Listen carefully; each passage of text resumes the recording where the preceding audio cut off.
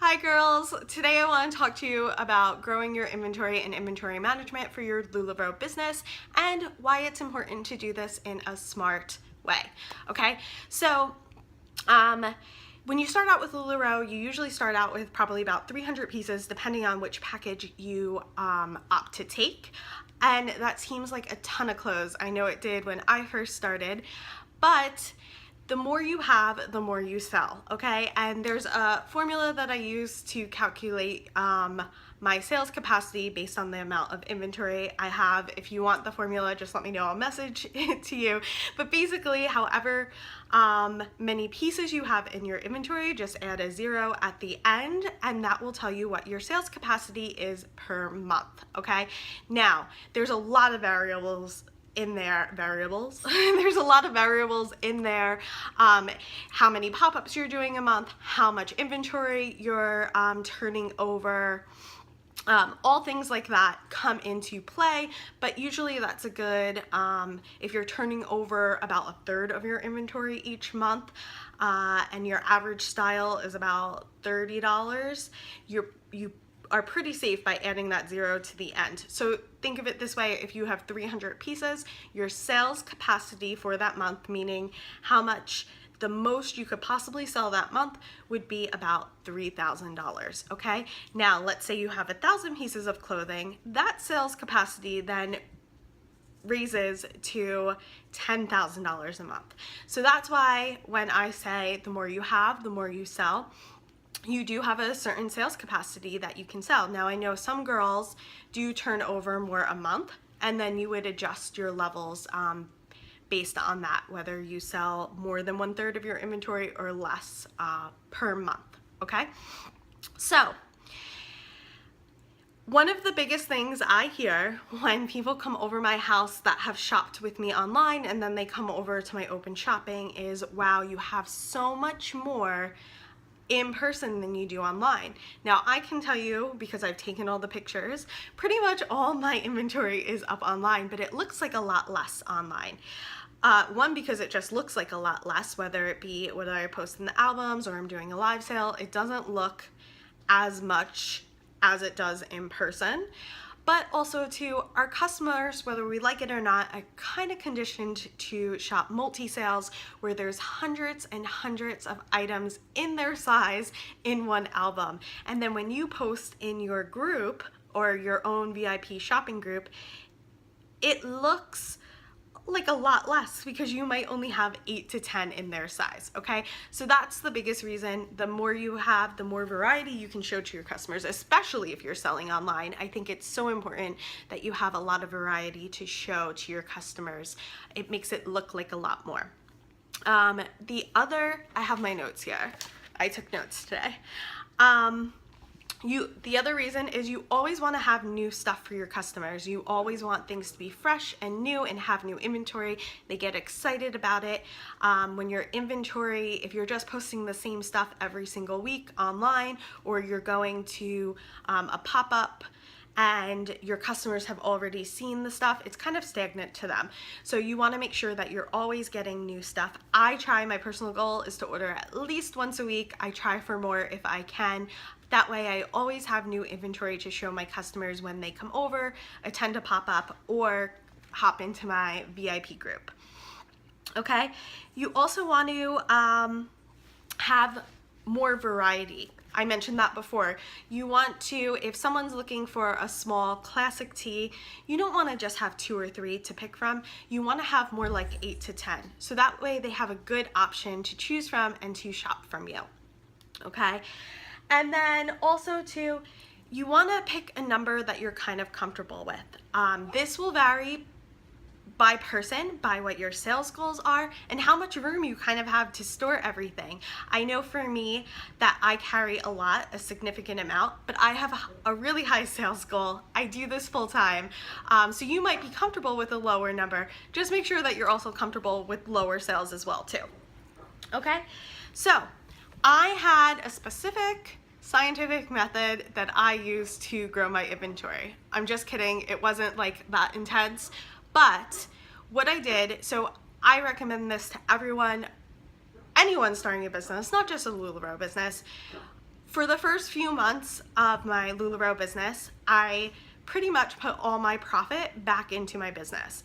I took out the money I needed for my business expenses, and then everything else went back into my inventory to grow my inventory. And that was really important. It really helped me grow to a number I was comfortable with, both sales-wise and space-wise. Okay, what I did was I added the cheapest styles first, okay? Now, I do not carry every single style LuLaRoe makes, but I chose the ones that I wanted and I went with the cheapest ones wholesale first. And the reason why I did that was because it helped me grow my inventory faster, because let's say I had $1,000 to put towards an order, I was able to buy way more. Let's take Azure skirts for example. I was able to buy way more Azure skirts than I would have been able to buy Amelia dresses, which have a higher wholesale price point, okay? So I always started with the cheapest styles first, but I also took into consideration the seasons. I'm in Florida, so it's pretty much hot here all year round, but when I was adding, I have a pretty good online customer base that isn't in Florida. So when I was adding stuff in, like, say August, I thought fall in my head. I added styles that would be appropriate for that season, okay? So like for instance, you might not want to add the Azure skirt going into winter, because that's something that typically people wear in the spring. So I even now in my ordering take into consideration the seasons. So during the winter time, I sell a ton of Irmas and leggings, okay? That is probably my highest selling thing in the winter time. However, now that we're getting into the warmer weather and it's like 90 degrees here in Florida, I'm not selling a lot of Irmas and leggings. I'm selling a lot of skirts and dresses and things for summer. So when I'm placing my orders, I place more orders for things like maxi skirts than I do for Irmas and leggings. Now, once we hit the winter months again, I will go ahead and up the amount of Irmas and leggings that I have.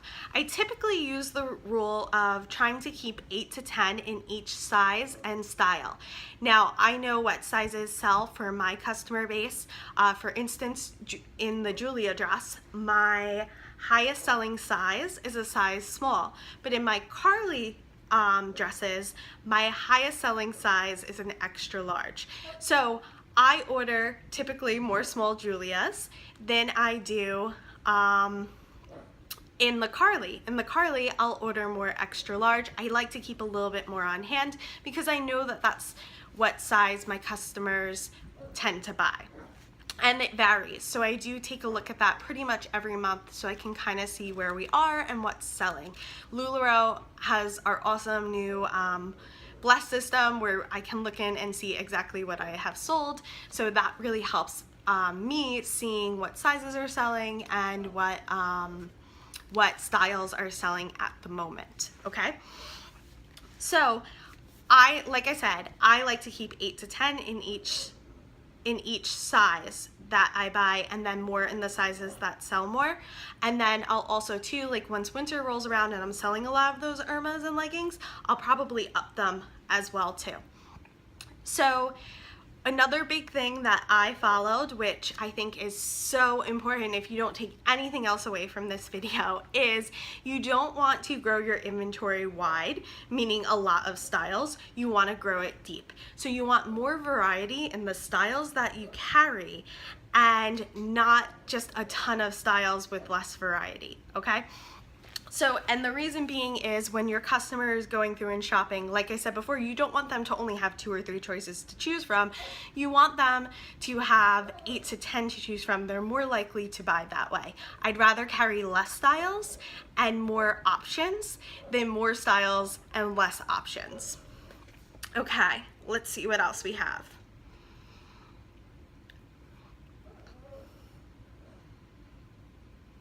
Okay, leggings. So I typically don't sell a ton of leggings. In the winter, my sales kind of spike for those, but my group is more conditioned now, and I've done this purposely. My group is more conditioned to purchase more of the other styles that I carry. And I made a conscious decision pretty early on not to focus on leggings. While they are popular and they're what LuLaRoe is most known for, they are our least profitable item, okay? So it's really important to focus on items that give you more of a profit. So I carry less leggings and I carry more variety in the other styles. I carry not too many leggings at all. So you want to make sure that your legging count is appropriate to where your overall inventory is.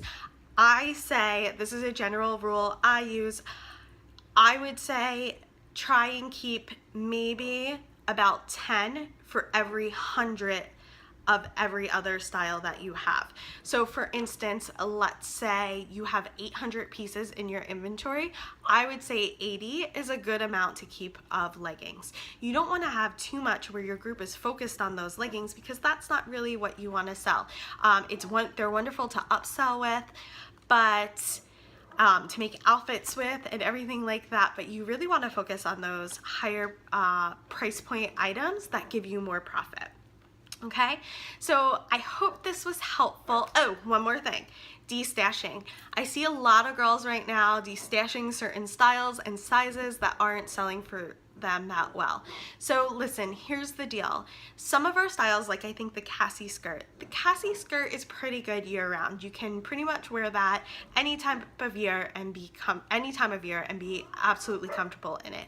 But there's certain styles that really, they're kind of seasonal. So don't be so quick to destash an item. Give it a full year before you destash it. I know for me, the Randy tee, the baseball tees, those I onboarded in March of last year and did not sell one of them until late summer. Okay, now if I would have given up on that style, they wound up being in the late summer and fall one of my highest selling pieces that I carried.